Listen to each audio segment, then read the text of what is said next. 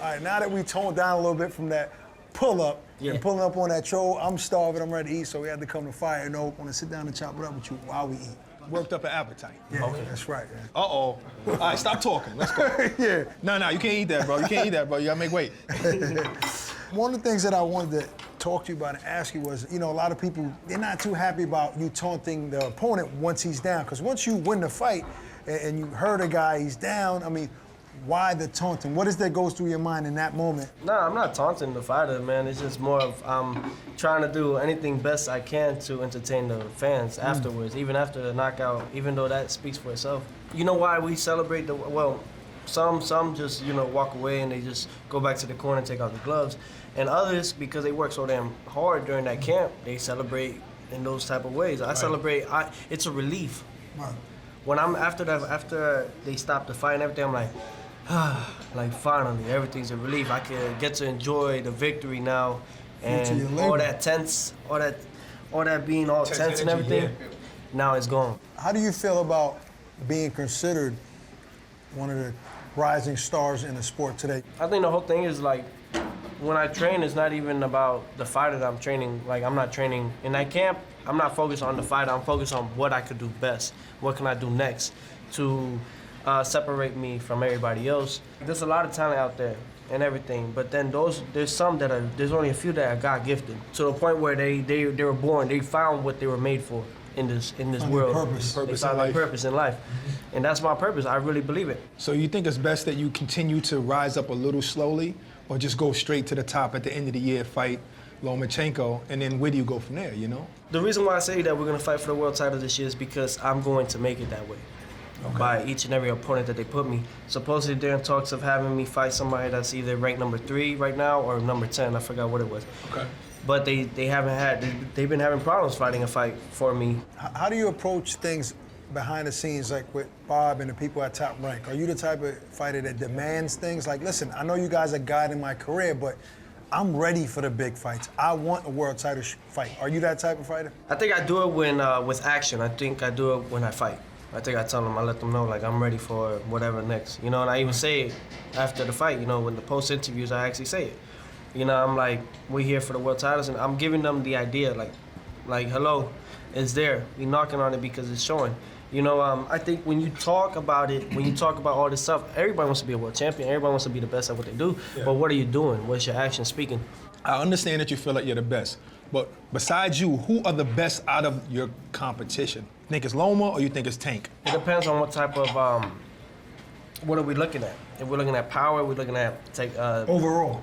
It's so hard because you don't know what's going on through their mind, right? Every fighter, but Tank is strong, but is that really going to win you fights if you can't hit somebody? Right. Loma, he pity pats, but it's to break you down little by little, and those little small punches they add up. Add up, you know?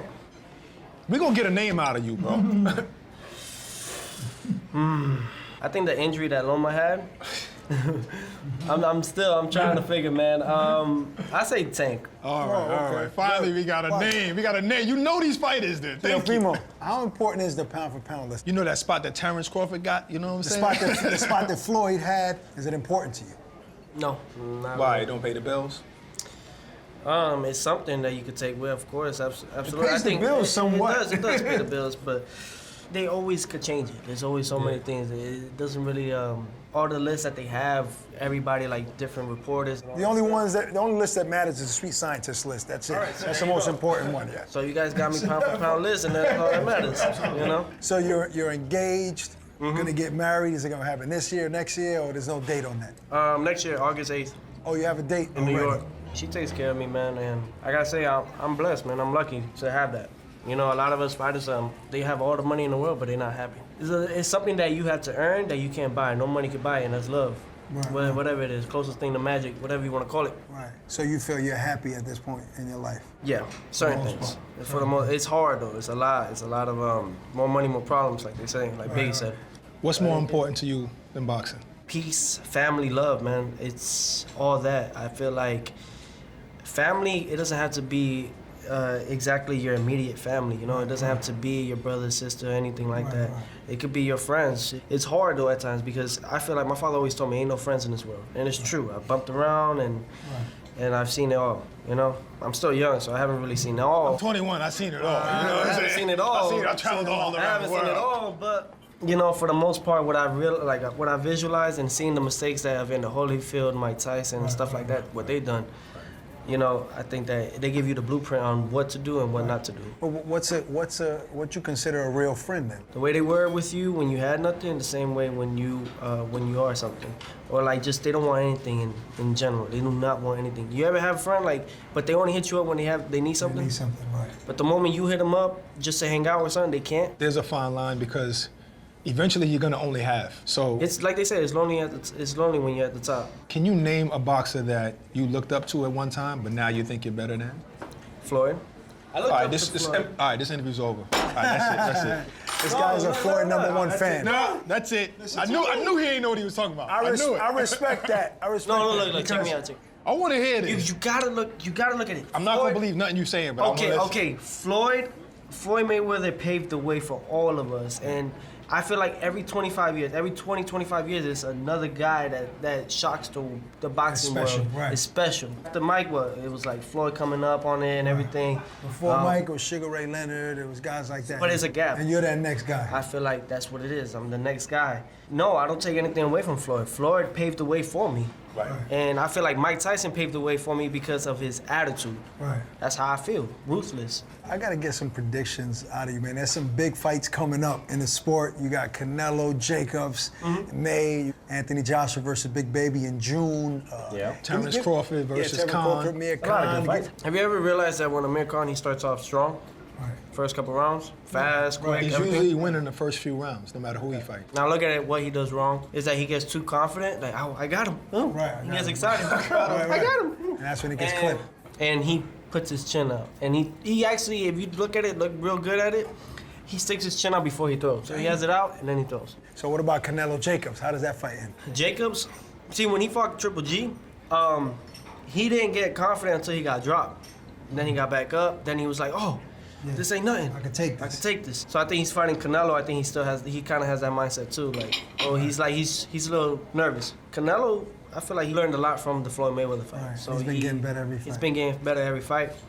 It's gonna be a good matchup. I like Jacobs for the fight, but I know that Canelo's gonna win. Who would you say is the most influential person in your life right now? It was my father. It's always my father because my father done things that I was like I won't do. Right. You know, so I think he influenced me on what I could be better on. Is he the one that has given you the best advice? Always. He's always giving me the best advice. He's always watched. That is my friend right there. It's my best friend. It's my father. Everything. I got the utmost respect for him. Barack, you had asked me on our way over here if I had to, would I change trainers? And I said no, right away. I said absolutely not. I'd rather quit than switch trainers. You know, a lot of fighters have said that in history, right? And then eventually, when they get to a certain point in their career, they always feel like they have to add something and then else. what happens? They fall. What's the problem with all these fighters? That they can't blame themselves for their mistakes. When they mess up, what do? They blame it on the trainer, they blame it on the nutritionist, they blame it on the strength training coach, whatever it is, but they don't blame it on themselves. My last fight with Magdaleno, I didn't like it. And I was like, I gotta change it for this camp coming on. And me and my father agreed on it. That's how we do, but I said it was my fault. What do you want to accomplish when it's all said and done? I know it's far from now, because you're 21. You can never be satisfied when it comes to like success.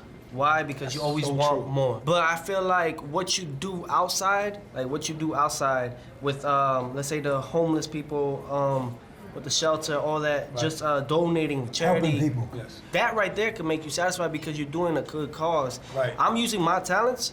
Right now, we're not there yet, but the moment we are, we're gonna change a lot of lives. We're gonna try to affect those in a good way. I think affecting lives is how you get your real But fulfillment. that's how you get your satisfaction, real yeah. satisfaction. Boxing doesn't end. After me, there's always another guy. You are Very a wise. 21-year-old wise man. Very wise. Teofimo Lopez, thanks for sitting down with Appreciate us, it, bro. Woo. Oh, man. Thank you, guys. Forward to seeing you in the ring again. Appreciate it. Let's eat.